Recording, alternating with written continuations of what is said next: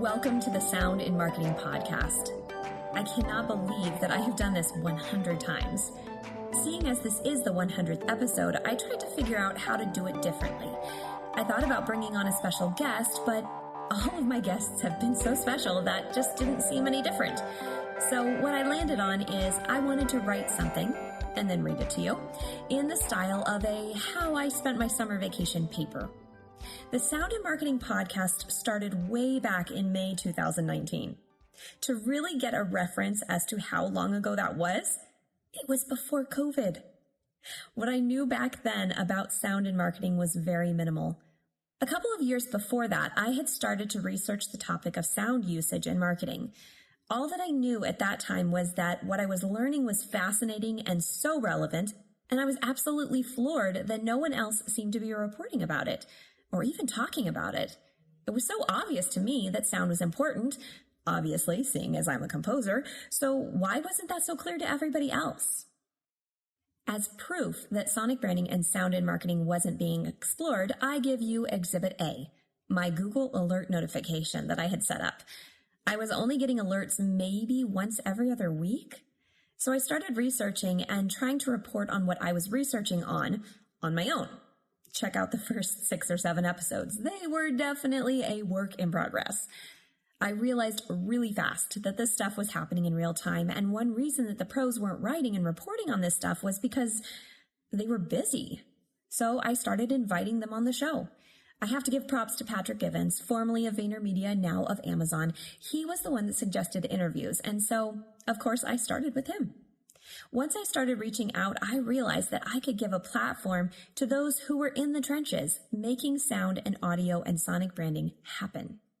From then on, the Sound in Marketing podcast became a very selfish thing of mine. It became my own personal education. I was gleaning so much information from such a diverse group of people in all aspects of voice first, sonic branding, and audio advertising. I started making connections through these connections that introduced me to even more things I was not well versed in, like voice assistants, conversational AI, synthetic voice, the importance of diversity in the development stage, cognitive bias, your mind on sound, directional sound, sensory marketing, social audio, and the list goes on. This became far more than just sonic branding, which I kind of knew would be the case when I started, but not to the extent that it actually became. This was not just about music or sound or voiceovers or machine learning. The Sound in Marketing podcast was about all of it. Which brings me to where I feel this podcast is today. There is so much to sound in marketing that it can be truly overwhelming. I get that. And so that's why season 4 focused on the what is. Instead of pretending you get it and nodding your head at just the right times and potentially just trusting that you are throwing your money in the right direction, you can go through the episode titles and decide, today I'm going to explore this. No one has to know. It'll be our little secret. I feel that one of the things about sound in marketing that is most overlooked by people who understand it is how to educate the world that doesn't understand sound in marketing. We can't just spout technical jargon or even statistical information if our recipient doesn't have a fundamental grasp of why sound is so important. The sound and voice community needs to build context and perspective. That's why I write as much as I can on random topics. I try to build out thoughts and examples in a way that people can fit their brand into the scenario. How does this apply to company X as opposed to company Y? That sort of thing. If you want to check out my brain musings, you can find the latest on my Medium page, both relevant and super obscure thoughts, for sure. That's also why I started my course, Sound's Power and Influence in Marketing, to give those without context the fundamentals. I wanted to put it into perspective as a truly innate thing, not just a fad. Sound is important because it is sensorial. Sound is us. For more on that, check out my course. As humans, we crave a sensorial perspective. That is how we relate. That's how we get emotionally invested. And ultimately, that's why we buy stuff. And sound is just one of the 5 senses. A multisensorial perspective truly brings it home for the consumer/brand relationship. Think about it. When was the last time you bought a dozen eggs that looked all right but didn't smell right? You know from that much sensory information that it most certainly won't taste right. So you pass. What about when you go to a movie and the film looks great, but something's up with the sound? Can you just sit there and take it? No. You turn around and try and figure out how long you will have to wait before someone figures out that there's a problem. Or those real go-getters will get up and demand action. Our brain uses as many senses as it can to judge if an experience is deemed good or bad. Checking off one box may be adequate. However, the more boxes you can check, the more certain your brain will be that that experience is not only good, but is acceptable to be experienced over and over. And so we get to brand equity. This is just a fancy word for the value of your brand. Brand equity has a lot to do with your long-term brand investment. Those brands that have been around for 50, 60, or 70 years are chock full of equity. They've invested the time and effort of getting to know what their consumers like and what they're asking for. If they didn't do that, then they wouldn't have lasted through multiple recessions and wars and cultural upheavals and global pandemics, etc., etc., etc. What these brands learned is that there is more than just billboards and selling and marketing spends. They learned that it is about psychology and science. It is about brand experience. And this brings me to that immersive customer experience that I've been reading so much about. When we think of those sorts of things, at least for me, the first thing that pops into my head is virtual reality and movies in 4D. But when you really break it down, I believe it's more simplistic. It's not about the technology and gear. It's about the emotional connection. It's about experiencing something in the most whole way you possibly can. And how do we perceive whole experiences? I believe it's through our 5 senses. The more sensory interaction we can entertain within a brand experience, the more immersed our customer will be. Think about it. If it sounds, looks, tastes, feels, and smells good, you've most likely decided that it is good. It's our senses, like I said before, that determine if something is deemed good or bad for us. As we find more and more ways to include the senses, we also run into more avenues that can be manipulated and mishandled.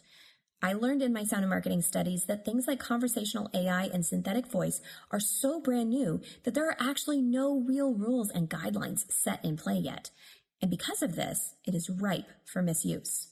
Last year, I learned about the Open Voice Network and how they, along with other organizations, are trying to spread the word and educate people on proper use of voice technology.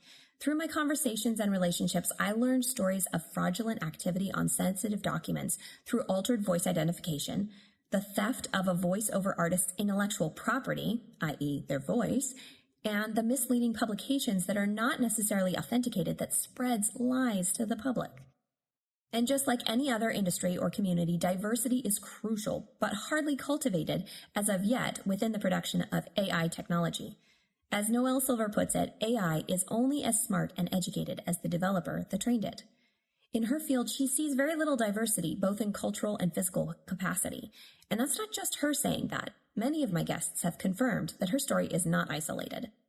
If we can't find a way to diversify the workforce designing these things with diversity intention, how can we be sure that we are actually addressing issues important to said demographics?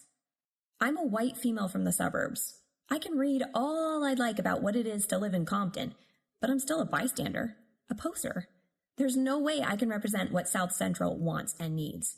If I'm designing a device to improve one's hearing for someone that is hard of hearing, shouldn't I have people on my team that relate to this need? I should be getting their perspective, not just what I think someone with that limited ability needs. Moving off of those last 2 very sensitive but immensely important topics, let's talk about social audio. Social audio is mostly in the realization phase, in my opinion. Right now, there's Clubhouse and Spotify's Green Room, but I foresee it becoming more. I really don't see sound and marketing as a standalone sort of thing. Sound should enhance and play along with the other senses, like the visual does. As I mentioned before, sound should enhance and play along with the other senses, like visual does. Sensory marketing is most effective and powerful when as many of the senses are activated at once as possible. Obviously, that's not always possible, but take it with a grain of salt. When I use Clubhouse, for example, I can't help but stare at the app when I'm on there, although the point is to be hands-free and that the screen is not as important. But even the users have incorporated a cross-modal usage on Clubhouse. When you're in a room, how many times have you clicked on and off your mute icon to signify that you agree with the speaker? I have. What about when you're in a big room and there's so many speakers that you have to scroll down? You have to watch the screen to look for that subtle, very subtle, pulsing glow that illuminates who's speaking. It's a little bit tedious and time-consuming. And there you have it. Whatever multitasking you may have been doing at that point has been interrupted. Little things like that tell me that the user will never be satisfied with a purely audio-only app. Case in point, why didn't Amazon stop with the Echo? It was great. I love my Echo. But why is there an Echo Show now? Because it makes for a more ease-of-use experience. We crave options and alternatives, and so the more we can look at our brand from a sensorial perspective, the better. In closing, what I've found is that the sound marketing world has exploded in the past few years with amazing innovation and clever, creative energy. But it's still nascent. It still has so much room to grow, and I'm excited that I get to document it. These past 100 episodes have been a whirlwind of knowledge for me, and hopefully for you too. If you haven't already, dig into the past episodes and explore these people and the companies that they work for. If nothing else, I hope that you've learned through all of these interviews that there is no one right way to go about sonic branding and sound in marketing. There's no right or wrong, only that it must be explored. Your brand is different from that other brand that's different from that other brand. Sonic branding and sound in marketing is limitless.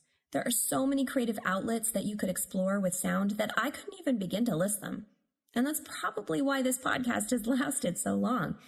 And that's probably why I'll be back with even more information and discoveries. Because guess what? This industry has barely begun. In just the handful of years I've been paying attention, it's grown and expanded and innovated multiple times over. Sound marketing is moving fast, and I want to help every one of you keep up. So stay tuned in 2022. I'll have more exciting information to help you and your brand make sound on purpose. Don't forget to subscribe on all the major podcast channels. Share with friends, follow, and rate it. Spread the word because, well, more people should know about this stuff. I know you know that now. Let's make this world of sound more intriguing, more unique, and more on brand.